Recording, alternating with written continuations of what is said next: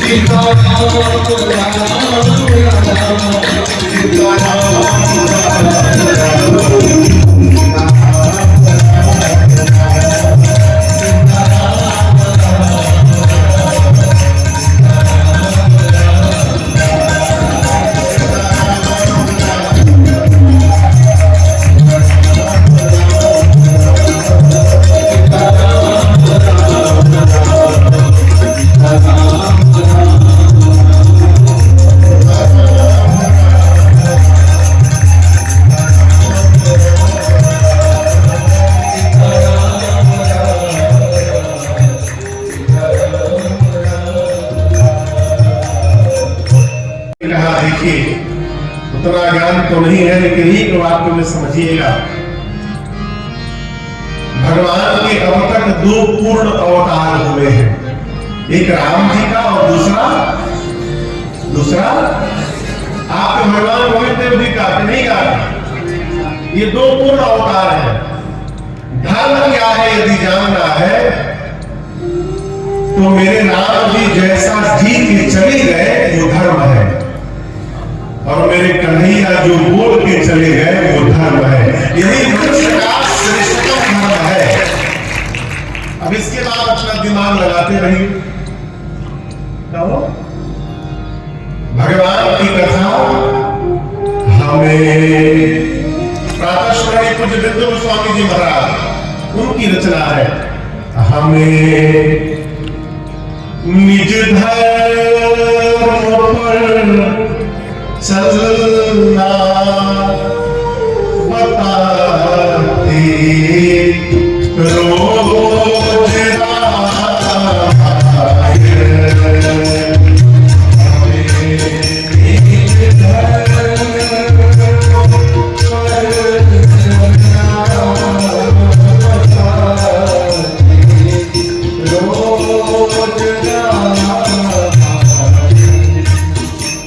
हमें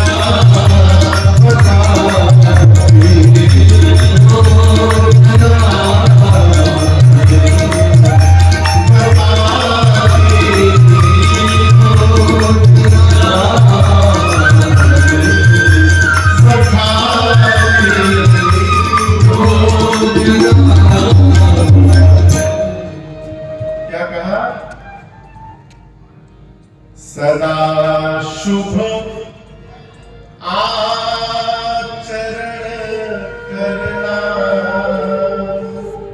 सिखाती रोज रामायण। सदा शुभ आचरण करना सिखाती रोज रामायण। देखिए, भगवान के चरण की पूजा करने के साथ साथ भगवान के आचरण का भी आदर किया जाए। किसी महापुरुष के श्री मुख से मैंने श्रवण किया है। एक बार राम जी ने लक्ष्मण जी से पूछा कि लक्ष्मण, मेरे चरण सुंदर है कि सीता के चरण सुंदर है?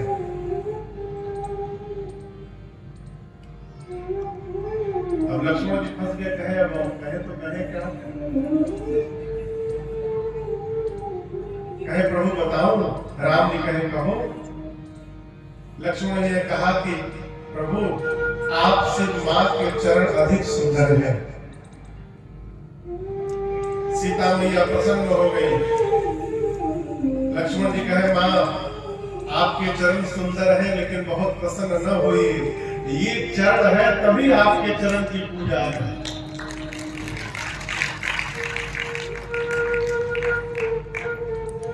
राम जी भी प्रसन्न हो गए। लक्ष्मण जी बोले प्रभु, आप दोनों बहुत प्रसन्न न होइए, आप दोनों के अलावा एक और चरण है जिस कारण आप दोनों के चरणों की पूजा होती है। राम जी बोले यहाँ केवल हम ही दो हैं, जानकी और मैं, हम दोनों के अलावा तीसरा चरण क्या कौन आ गया? लक्ष्मण जी बोले प्रभु, वो आप दोनों के आचरण है। आप दोनों के आचरण ऐसे हैं कि आपके चरणों की वंदना हो रही है।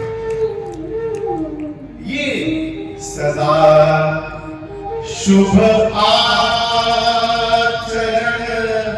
करना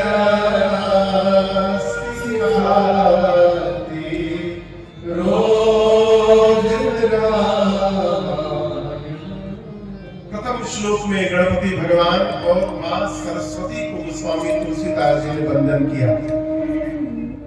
दूसरे श्लोक में यहाँ दर्शन करिए। बाबा कहते हैं भवानी शंकरौ वंदे। कौन? श्रद्धा विश्वास रूपिणौ याभ्यां विना न पश्यन्ति सिद्धः स्वान्तः समीश्वरम्। दूसरे श्लोक में गोस्वामी तुलसीदास जी ने एक साथ मां पार्वती और भगवान शंकर जी को वंदन किया। क्यों वंदन किया? आपसे निवेदन करूं, मां पार्वती श्रद्धा है। पार्वती जी क्या है? श्रद्धा। और भगवान शंकर विश्वास। गोस्वामी जी एक साथ इसलिए वंदन करते हैं कि जीवन में जब तक श्रद्धा और विश्वास का मिलन नहीं होगा तब तक कोई भी कार्य पूर्ण होने वाला नहीं है। देखिए, साधन चाहिए लेकिन साधन के साथ साथ आत्मबल भी चाहिए। जिसके पास साधन है और आत्मबल नहीं है, साधन रहते कुछ नहीं कर सकता। और जिसके पास आत्मबल होता है, विश्वास होता है, उसके आत्मबल से साधन उसके पास अपने आप पहुंच जाते हैं और वो असंभव को भी संभव कर जाता है। ये आत्मबल कैसे निर्माण होगा? ये विश्वास से हम कर सकते हैं। ये प्रसंग कहता है माई बाप, जीवन में कोई भी कार्य करने जाइए तो पहले स्वयं को विश्वास में रखिए कि हम कर सकते हैं, हम कर सकते हैं। और विश्वास कब होगा? जब उस कार्य के प्रति हमारी श्रद्धा होगी। देखिए, श्रद्धा हो जाए ना तो विश्वास अपने आप उत्पन्न हो जाता है। इसलिए जो भी कार्य भगवान ने आपको सौंपा है, अपने कार्य में श्रद्धा रखिए। गोस्वामी जी ने एक साथ मां पार्वती और भगवान शंकर को वंदन किया। दूसरे श्लोक में, तीसरे श्लोक में भगवान शंकर की अकेले वंदना की, और आज विश्वास रूप में नहीं, जगत के गुरु के रूप में। वंदे बोधमयं नित्यं गुरुं शंकर रूपिणं यमाश्रितो हि वक्रोऽपि चंद्रः सर्वत्र वन्द्यते। भगवान शंकर को त्रिलोक का सद्गुरु बताया गया। तुम त्रिभुवन गुरु एक बता। देखिए गुरु कौन है, इसको समझ आ जाए। गुरु कौन है? जो हमारे जीवन के अंधकार को प्रकाश में परिवर्तित कर दे, हमारे जीवन को सही दिशा प्रदान कर दे। देखिए दिशा यदि प्राप्त हो जाएगी तो जीवन की दशा बदलने में विलंब लगने वाला नहीं है, और दिशा नहीं मिलेगी तो भटकते रहेंगे। भगवान शंकर त्रैलोक्य के गुरु है। क्यों? जीवन में जब पास में कुछ भी न रहे और उसके बाद भी यदि आनंद में रहना है और ये कला सीखनी है तो बाबा की ओर दर्शन किया जाए। या तो कोठी में रहने के बाद भी जीवन होता है, और बाबा कैलाश पर, पहाड़ पर, बिना कुछ वृक्ष के नीचे बैठे हैं और हर क्षण आनंद में रहते हैं। ये स्वभाव सीखने योग्य है। माने गोस्वामी तुलसीदास जी ने भगवान शिव के गुरु स्वरूप का वर्णन किया। इसके बाद चौथे श्लोक में आदि कवि बाबा वाल्मीकि और श्री हनुमान जी को वंदन किया। पांचवें श्लोक में जगत जननी मां श्री जानकी जी को वंदन किया। छठवें श्लोक में भगवान श्री राजेंद्र सरकार को वंदन किया। और बालकांड के प्रारंभ के 7 श्लोकों में से अंतिम श्लोक गोस्वामी तुलसीदास जी कहते हैं कि मैंने, देखिए आपसे निवेदन करूं, ये जो ग्रंथ है ना, ये शोध पत्र है। गोस्वामी तुलसीदास जी के जीवन का शोध का परिणाम है। आप में से कोई पीएचडी किया हुआ है? डॉक्टरेट? अच्छा चलिए, कोई नहीं है। घर परिवार जान पहचान में कई लोग मिलेंगे आपको जो डॉक्टरेट किए होंगे, उनसे पूछिएगा जब डॉक्टरेट करते हैं, पढ़ाई करते हैं तो थीसिस लिखना पड़ता है, शोध। तो जब थीसिस लिखते हैं तो उसके प्रारंभ में या अंत में एक सूची बनाई जाती है कि इसको लिखने के लिए हमने किस किस ग्रंथ का आश्रय लिया, और उसकी पूरी सूची दी जाती है कि हमने इस ग्रंथ से पढ़ा, इस ग्रंथ से पढ़ा, यहाँ से लिया, यहाँ से लिया, तो पूरा लिखा जाता है। ये बालकांड का अंतिम श्लोक, 7वां श्लोक, ऐसा लगता है कि गोस्वामी तुलसीदास जी ने वही सूची प्रस्तुत की है। गोस्वामी जी कहते हैं कि मैंने श्री रामचरितमानस की रचना कैसे की, ये 7वें श्लोक में कहते हैं। कैसे की? नाना पुराण निगमागम सम्मतम यद रामायणे निगदितम क्वचिदन्यतो स्वान्तः सुखाय तुलसी रघुनाथ गाथा भाषा निबंधमति मंजुल। नाना पुराण, पुराण कितने हैं पता है? कितने पुराण हैं? 18। कितने? 18। वेद भगवान कितने हैं? 4 वेद। गोस्वामी जी कहते हैं 18 पुराण, 4 वेद, 6 शास्त्र, जितने उपनिषद मैंने सुने, और इसके अलावा रामायणे निगदितम क्वचिदन्यतोपि, जितने रामायण हुए। कल आपसे एक निवेदन किया था, रामायण की संख्या 100 करोड़ से ऊपर है।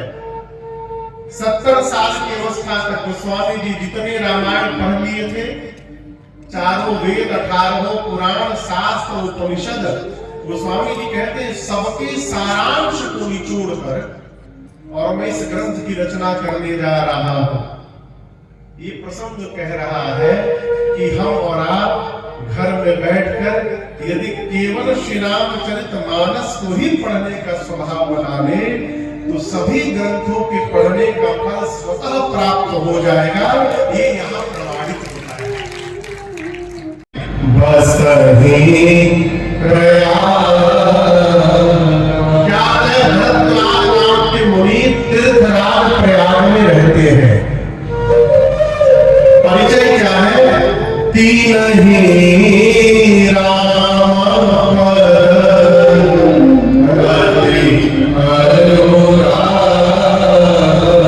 श्री राम जी के चरण में उनका अत्यंत अनुराग है। ये उनका परिचय है। वर्तमान में और बीते हुए समय में एक बहुत बड़ा अंतर प्रकट हुआ है। आजकल किसी की प्रशंसा की जाती है ना तो कहा जाता है कि अमुक के पास इतनी गाड़ियां हैं, इतने बंगले हैं, ऐसी कोठी, ऐसी फैक्ट्री, इतना बैंक बैलेंस है। जितना बोल सकते बोलिए, जितना बोलते जाएंगे उतना बड़ा आदमी और समाज में उसका उतना आदर होने लगेगा है? लेकिन इस प्रशंसा से प्रसन्न होने की आवश्यकता नहीं है। प्रसन्न कब हुआ जाए भाई, जब समाज में हम कहीं जाए और हमको देख करके लोग कहें कि वो देखिए गोविंद देव भगवान जी के भगत जी आ गए हैं, ये ठाकुर जी के भगत है, ये प्रसन्न होने का मानव के जीवन का यही वास्तविक प्रशंसा है और यही प्रशंसा जीवन को धन्यता प्रदान करती है। यहाँ स्वामी जी कहते हैं भरद्वाज जी के लिए ये नहीं बोले इनके 350 आश्रम है। कई लोग यही बताओगे कि इतना आश्रम यहाँ बना दिया, एक आश्रम वहां बना दिया। ये नहीं बोले इतने आश्रम है। क्या कहा? तीन ही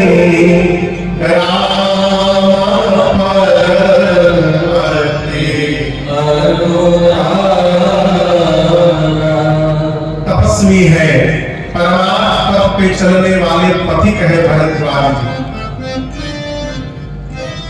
आप में से कई लोग अगले वर्ष प्रयाग महाकुंभ में स्नान करने जाएंगे ना? कई लोग जाएंगे। हम लोग तो 9 दिन राम कथा ही जाएंगे उसमें, फरवरी के महीने में। माघ महीने में प्रयाग में प्रत्येक वर्ष मेला लगता है। अगले वर्ष तो कुंभ ही है, लेकिन जब कुंभ न हो उसके बाद भी प्रत्येक वर्ष वहां मेला लगता है। पूरे देश के जितने मठ मंदिर है वहां के आचार्यगण महात्मा साधु संत जाकर 1 महीना प्रयाग में रहते हैं। त्रिवेणी जी में स्नान करते हैं, सत्संग सुनते हैं, सुनाते हैं।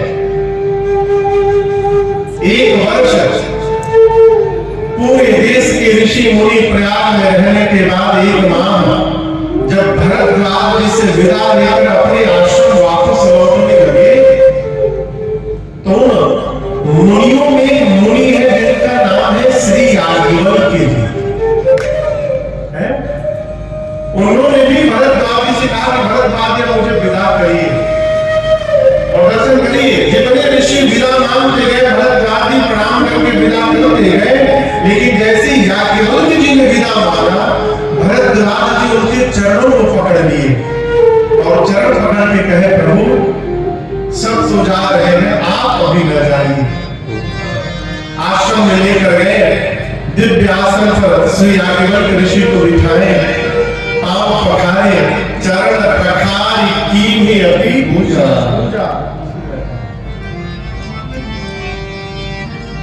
याज्ञवल्क्य जी ने पूछा कि भरद्वाज जी आपने मुझे क्यों रोका?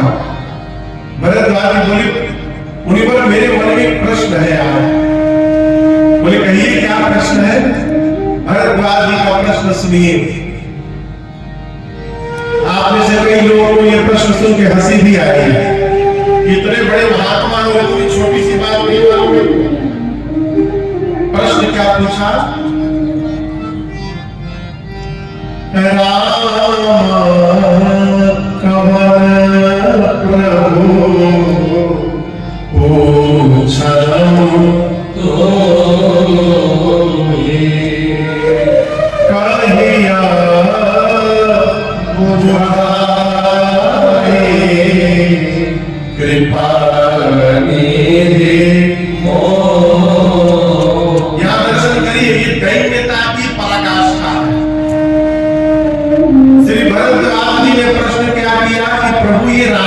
कौन है? क्या प्रश्न किया? अच्छा, आप में से मैं प्रश्न कर रहा हूं, आप में से कौन ऐसा यहां बैठा है जिसको ये नहीं मालूम कि राम जी कौन है? हाथ उठाइए। कोई नहीं उठा रहा है। यानी आप सबको पता है राम जी कौन है, लेकिन यहाँ भरद्वाज जी ने प्रश्न किया कि प्रभु राम जी कौन है? और इससे भी अद्भुत बात आगे वाली बात है। कहते हैं कहीं अब बुझाई, बुझाई समझते हैं? बुझाई, बुझा पाना, इसका मतलब बुझाई मतलब समझा करके कहिए, कहिए बुझाई, कृपा निधि मोही। भरद्वाज जी कहना चाहते हैं आप इतने बड़े ज्ञानी हैं कि मेरे प्रश्न का उत्तर एक शब्द में दे सकते हैं, लेकिन मैं उतना बड़ा ज्ञानी नहीं हूं। ऐसा न हो जाए कि आप उत्तर दे भी दे और मेरे पल्ले कुछ पड़े भी नहीं। इसलिए मैं आपसे प्रार्थना करता हूं, जिस भाषा में मुझे समझ आ जाए उस भाषा में समझाने की कृपा करिए। सरलतम भाषा में कहिए बुझाई, आगे कहते हैं। लेकिन एक बात उससे पहले मैं और कह दूं, एक राम जी को मैं भी जानता हूं। भरद्वाज जी की बात सुनकर याज्ञवल्क्य ऋषि बोले कहना क्या चाहते हैं आप? बोले प्रभु यही पूछना चाहता हूं राम जी कौन है, लेकिन एक राम जी को मैं जानता हूं जो अयोध्या वाले महाराज दशरथ जी के पुत्र राम है। उनकी कीर्ति त्रैलोक्य में विदित है। उनकी पत्नी का हरण हुआ, क्रोध आया, जाकर युद्ध में रावण का उन्होंने अंत कर दिया। मैं पूछना चाहता हूं, जिन राम जी को मैं जानता हूं, क्या भगवान शंकर भी उन्हीं राम जी का नाम जपते हैं? कि शंकर जी जिन राम जी का नाम राम राम राम राम जपते हैं वो कोई और राम है, अब मैं जिनको जानता हूं ये कोई और राम है? ये दोनों एक ही राम है कि दोनों अलग अलग राम है? भरद्वाज जी के प्रश्न को सुनकर याज्ञवल्क्य ऋषि गदगद हो गए, मुस्कुरा उठे। बाबा कहते हैं कि जागर बलि कर बोले मुस्कुराए, जागर बलि कर बोले मुस्कुराए, तू नहीं विधि कर करते प्रभुताई,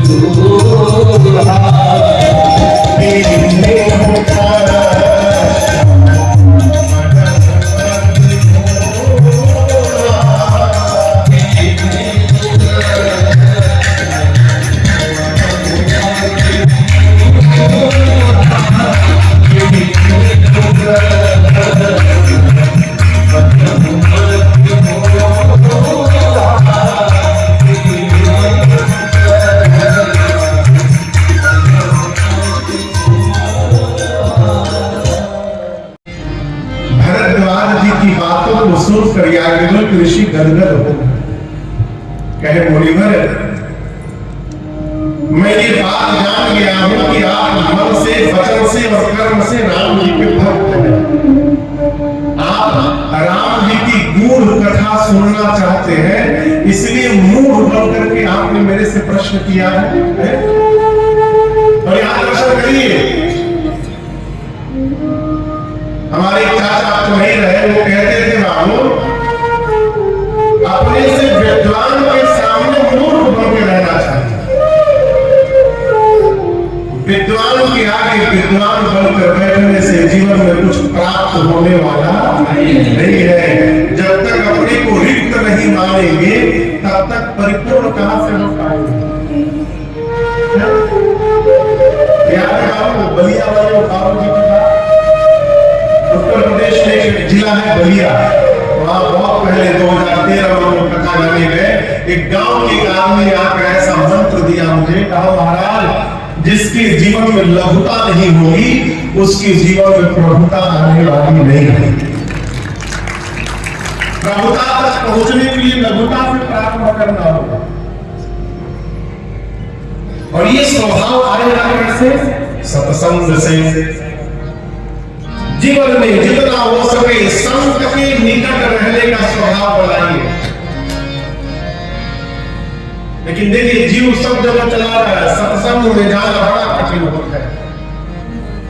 अरे इन मस्तों की बस्ती में,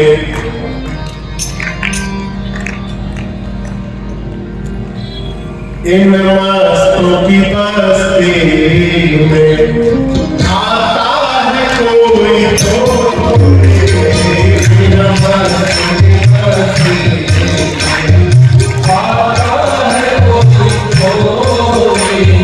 इन मस्तों की बस्ती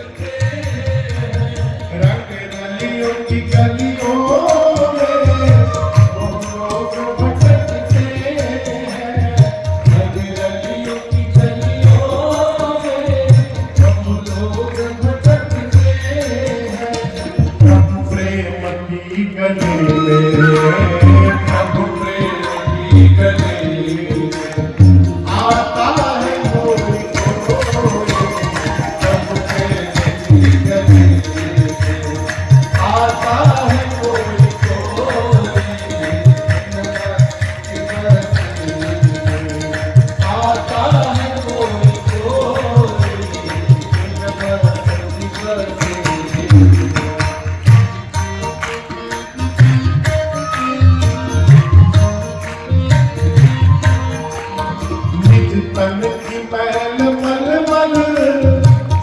लोग चुराते हैं। तन की मैल मल मल सब लोग चुराते हैं। तन की मैल मल मल सब लोग चुराते हैं। तन की मैल मल मल सब लोग चुराते हैं। हर मन की मैल मन से, हर मन की मैल मन से छुड़ाता है कोई कोई। हर मन की मैल चुराता है कोई कोई। आता है कोई कोई।